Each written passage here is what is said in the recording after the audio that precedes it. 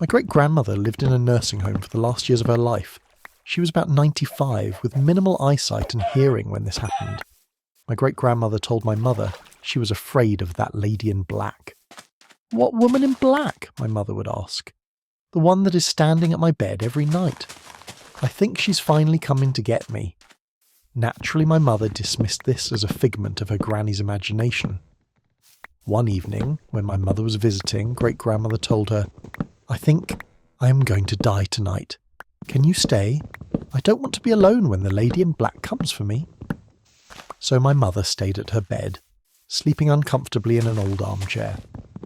Suddenly she awoke to some noise she could not immediately pinpoint, but she saw a figure in a long black gown standing at the far end of the bed. My mother's scream must have woken the whole nursing home, but it especially scared the lady in black. She turned tail, left the room and ran into one of the nurses, who came running to investigate my mother's scream. It turned out the lady in black was my great-grandmother's bedridden and demented neighbour. Nobody knew she could actually walk, let alone dress up in her favourite black dress and wander the nursing home at night.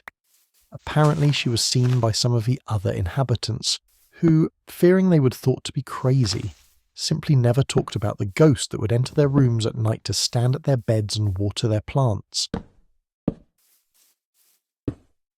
I will never forget the angel of an old woman who helped us at my baby's first doctor appointment. He was 3 days old, 2 days after being discharged. I had a long induction, so at this point I hadn't really slept more than an hour or two a day for 5 days, and I had the baby blues. Bad. Really bad. Like verging on crisis level. Almost checked myself into the ER. My baby was looking a little yellow, so they had sent us down to the lab to get him tested for jaundice. When I was pregnant, I was in and out of that lab every week, never a problem, always quick. I learned later that a bunch of the lab technicians and receptionists had called in sick, and there was literally one person taking blood back there. The wait was 2+ hours, which never happens. I had my fresh, 3-day-old newborn in an increasingly crowded waiting room with kids coughing and presumably sick people everywhere. The receptionist was supposed to offer newborns a private to wait in, the lab tech told me later, but he didn't. All that to say I was anxious. So bad. A little old woman, like 80+ years old, struck up conversation with us. She had many children and told me how unbelievably hard those first days were. How no one talks about it, but how it gets so much better. She kept me calm. Then she offered us her appointment. She had booked an appointment while we had just been sent down to wait in line. She assured us she was old and retired with nothing to do and no rush at all, she'd come back tomorrow. So she gave us her ticket and left. It was truly the kindest thing a stranger has done for me. When I think of how hard it must have been for her, she had a cane to drive and get there, and she just gave us her appointment so we could get out of there quicker. A true angel. My boyfriend and I have been together since February 2020. We were both 19 years old when we started dating, and now we are 26. I am currently pregnant with our first child. We grew up very differently. He grew up poor. He had no running water, no electricity, and no toilet. He also never had to pay any bills. At the beginning, we were very happy together. We rarely argued, just small fights like any normal relationship, but we were always okay. In 2021, I started sleeping at his house a lot. He fixed it up for me, and I was there almost every night. We used to bathe outside and buy gas for his generator and things like that. He works in construction, but throughout all the years we've been together, he has barely worked. At first, I blamed it on the pandemic, but later I realised he just doesn't really want to work. I never pressured him to get a job because he would always find little jobs here and there to make money. He told me he had a car, but I never saw it because he said he didn't want me to see it in bad shape. I gave him money to fix the car, but I still never saw it. Eventually, he told me he sold it. Later, I got a car that I used to go to work and school. I would let him drive me. He crashed the car and it took him forever to fix it. In the end, I had to use my own money to fix it. We eventually moved into my family home, so my rent wasn't very high. I never asked him to help pay the bills because I could manage them on my own. When I did ask him for help, He would only give me part of the money and never the rest. Somehow, I always managed to get everything under control. He didn't have documentation, so I drove him to the places he needed to go, paid for things he needed to get his documents, and checked up on everything for him. Despite that, he still says I don't do anything for him. We don't go on dates, we don't travel, we don't exchange gifts, we don't really do anything together, even though I've told him I want us to start doing those things. Last year I paid for us to go on vacation. All he had to do was bring spending money. The day before our flight, he told me he didn't think he was going because he didn't have enough money. I ended up going on the trip alone, and later my sister came to join me. He says he loves me, but I don't believe his actions show that, even though I do think he might love me in his own way. I've also noticed that he always puts his family before me. I don't mind that, but sometimes I tell him that he needs to put me first too. I've been there for him when he had nothing. I've even bailed him out of jail multiple times because his family either doesn't have jobs or doesn't make enough money. We bought a new mattress together and he burned it, even though I paid for half. The car that he owes me, he continues to take back from me. I guess because he bought it. We've had huge arguments where I've told him he needs to leave. I've packed his things and told him I don't want him in my house because he doesn't pay bills and doesn't have a job. So having him around sometimes feels pointless. Whenever we make up after a fight, he throws it in my face that I kicked him out with nowhere to go. We constantly fight about finances. I've given him countless amounts of money because I believed that when he made money again, he would pay me back. Instead, he would just take money without asking. He even told me to stop working because of my pregnancy. But he barely gives me money and leaves me at home until he comes back with food for us to eat. Yesterday we had another big fight. He gave me $235 and said it was money for me.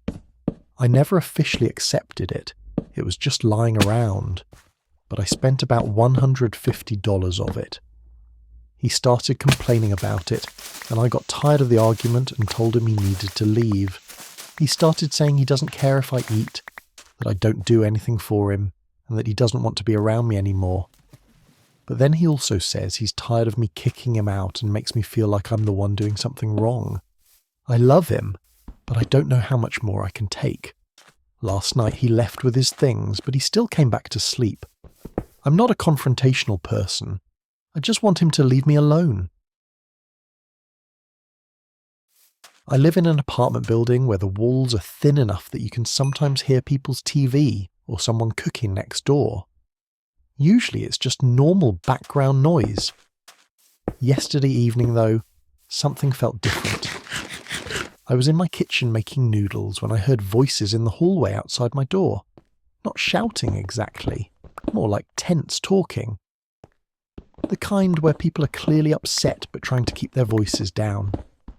Curiosity got the better of me, so I opened my door just a little. It was the couple who live a few doors down from me. They moved in about a year ago. Quiet people. We've only exchanged the usual hallway greetings. The guy was holding a backpack and a small suitcase. Not a lot of luggage for someone leaving. The woman looked like she'd been crying, but she wasn't yelling. She just kept asking calm but heavy questions. So that's it then? You're really leaving tonight? After all this time? He kept rubbing the back of his neck and staring at the floor. At one point he quietly said, I think it's better this way. That line alone made the whole hallway feel tense. Then there was this long silence where neither of them spoke. After a moment she asked something that made everything feel even heavier. Is there someone else? He didn't answer right away. He just stared down at the floor. Honestly, that silence said more than anything he could have said. After a few seconds he finally muttered, It's complicated. She laughed when he said that. But it wasn't a happy laugh.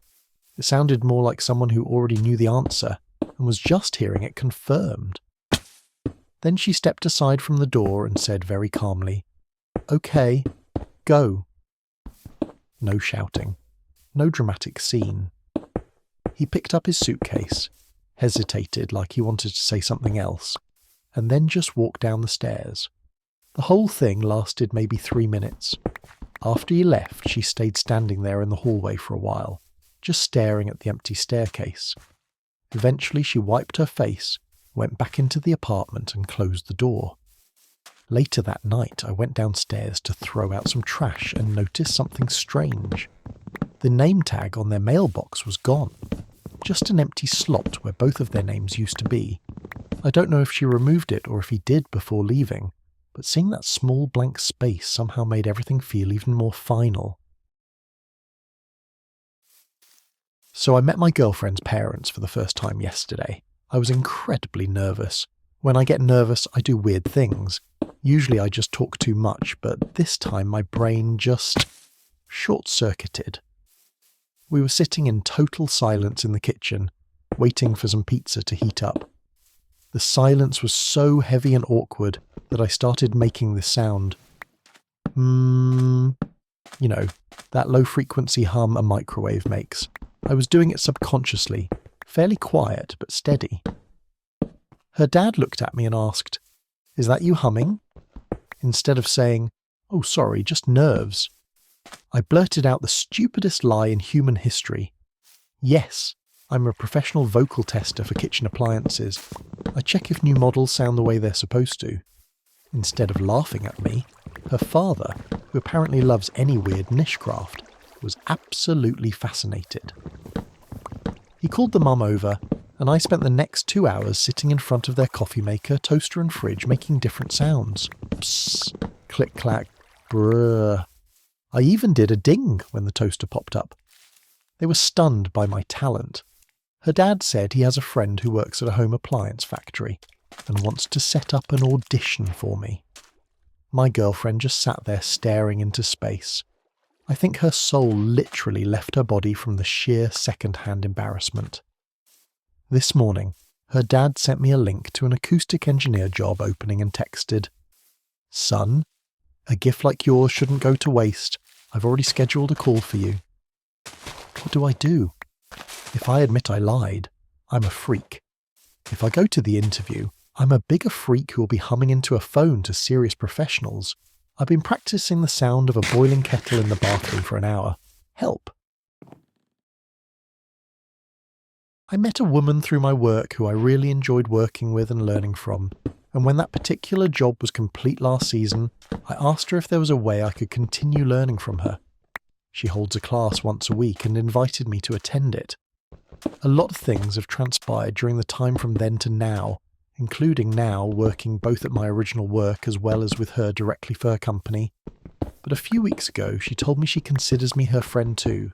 She found out I don't spend the holidays with anyone and haven't in a pretty long time, and invited me to their Thanksgiving and Christmas gatherings. I've not really had many people in my life make me feel accepted or included and not asked of me to be different to make them more comfortable. I appreciate that she gives me time to say what I think, even if my verbal processing is slow, and always considers what I have to say. And I really appreciate how often she has simply shown up for me, coming to my performances, sending me messages, wishing me good shows, just checking in on how I am doing. When I was 13, I was just a normal girl living with my parents and my brother. Life felt stable. I didn't feel like I was missing anything. My father had already started keeping some distance from us, but he was still there. Then one summer, after I came back from vacation, everything changed. My father was gone, my parents divorced, and suddenly I was growing up without him. Even his side of the family slowly disappeared from our lives. The only thing that remained was that he sent us money sometimes. 6 years passed like that. In December 2025, his family contacted us out of nowhere. They said he was sick, helpless, and that we needed to come see him. When we went to their house, it was shocking to see him again. The man who had disappeared from my life was suddenly there in front of me. Despite everything, I took care of him. I even handled dealing with his family during that time. 2 weeks later, he finally came back home with us. My mother stayed mostly silent, almost as if she didn't exist in the room. But quietly behind the scenes, she helped take care of him too. After another 2 weeks, his condition got worse. We took him to the hospital many times until eventually we had no choice but to leave him there so he could get proper care. 2 weeks after that, my uncle, his brother, was admitted to the same hospital. His condition was also serious. When I visited my father, I visited my uncle too. Years ago, my aunt didn't even allow us to see that uncle. But somehow, after all those years apart, we met again in a hospital hallway. My father and my uncle had a strained relationship. Even their children, our cousins, were strangers to us. We only knew their names. The hospital and what followed were the first time we truly saw that side of the family again. 2 weeks later, my uncle passed away. We went to his funeral and saw relatives we hadn't seen for 6 years. Then, 2 weeks after that, my father died. His funeral happened the same day he passed away. Many people came, people we didn't expect. They spoke about his generosity, how he helped others whenever they needed money. Some people close to him explained that the reason he had disappeared from our lives years ago was because of his mental health. He had schizophrenia and depression, and after his psychiatrist died, he stopped taking his medication and ran away from everything. But even during those years, he still helped people. Whenever someone said they needed money, he gave it to them. The strange thing is that the money wasn't even really his. The only thing he truly owned was one house. At his funeral, many people who remembered his kindness came to say goodbye. But many from his own side of the family didn't even bother coming. Only a few showed up. They were surprised that we buried him the same day. But honestly, I'm grateful to the people who came because they remembered his generosity, not because of his money. Even though he's gone now, I'm grateful I was able to see him in his final moments. I'm grateful that my mother forgave him before he passed. When she forgave him, it felt like he could finally rest. And even though he's gone, he's still alive in my heart. My story begins in 2002 when I was spending time on an online chat site. I know what many people think about meeting someone that way, but it's where I met a woman who lived about 40 minutes away from me. We talked often, joking, sharing stories, and sometimes chatting for hours at a time. At that point I was single, while she had a boyfriend, which would become important later. Eventually we decided to meet in person at a Burger King located roughly halfway between us. I arrived for lunch, and she showed up about 30 minutes late. We sat and talked for a while, getting to know each other better. I mentioned that I needed to get 2 new tyres put on my car, and she decided to come along. While we were waiting at the automotive desk, I jokingly gave her a playful tap on the backside, which made her laugh. After the tyres were finished, I drove her home. It felt like the typical polite thing to do, and that meeting ended up being the beginning of everything. A few days later, she told me that her boyfriend had seen what happened at the tyre shop and ended their relationship. After a couple of months, she and I began dating. We would meet in the same city, go out to eat near where I lived, and then spend the evening together at my place before I drove her back to her parents' home, where she was still living with her mother and stepfather. After some time, we decided to move in together. In the beginning, things were good as we learned more about each other. She shared that her father had been abusive toward her mother when she was younger, which eventually led to their divorce while he was in jail. That background would later become more relevant. About a year later, we started talking about marriage. I bought her a ring. She even helped choose it since she had a specific style in mind. However, a few weeks later, during an argument, she walked out of the apartment, took off the ring, and tossed it into the air. It was never found again. After about a month of talking and trying to work through things, we agreed to try again when the time was right. I eventually bought another ring along with the wedding band. While planning the wedding, she became upset and believed my mother and grandmother were trying to control parts of the planning. I explained that they were simply trying to help, and eventually she calmed down and allowed them to be involved. Our wedding day itself had several awkward moments. My zipper was down at one point. I accidentally dropped the ring because I was nervous. She bumped her elbow on the altar, and I was dealing with a painful tooth infection. There were even technical issues with a video that was supposed to play at the reception. Our honeymoon didn't go much smoother. Weather interfered with several plans, including a blizzard. At one point, when I briefly spoke with a hotel employee about extra towels, my wife pulled me away and said it wasn't appropriate for me to talk to other women. Looking back, that was one of the first signs of controlling behaviour. Later, we moved into a loft apartment with a balcony and even adopted a cat. For a while, things seemed better, but the improvement didn't last. One evening, I came home from work and found my wife with a mutual female friend in a situation that made me uncomfortable. She told me nothing involving me would happen, so I left for a nearby bar to cool off. When I returned, the friend had gone home and my wife was cooking dinner, as if nothing unusual had happened. I chose not to react because I knew it would likely lead to a larger argument. Over the next few years, we moved a few times, including to a town north of where her parents lived for work reasons. We rented a town home with a nice backyard where my cat could wander and where we could relax in the evenings. About 6 months after moving there, her behaviour toward me became increasingly harsh. She would call me repeatedly while I was working to argue about small things or make demands. She refused to work, insisting that I should be the one supporting both of us. During a particularly difficult winter, both my grandmother and aunt became ill with pneumonia at the same time. Because of that, I decided we should move closer to the middle of where both families lived, so we could reach them more easily in emergencies. We moved into a new apartment on the north side of town, hoping things would improve. I found a job, but an old shoulder injury worsened and I eventually needed surgery in Minneapolis. The operation went well, and my wife helped during the early part of my recovery. About a month later, however, her attitude changed significantly. When I asked for help with basic tasks while healing, she often refused and told me to handle things myself. One evening while cooking, she became frustrated and threw a pan of food onto the floor, leaving a mess in the kitchen. I cleaned it up and made something simple for myself instead. Another time I tried to show affection by hugging her from behind, not realizing she was holding a kitchen knife.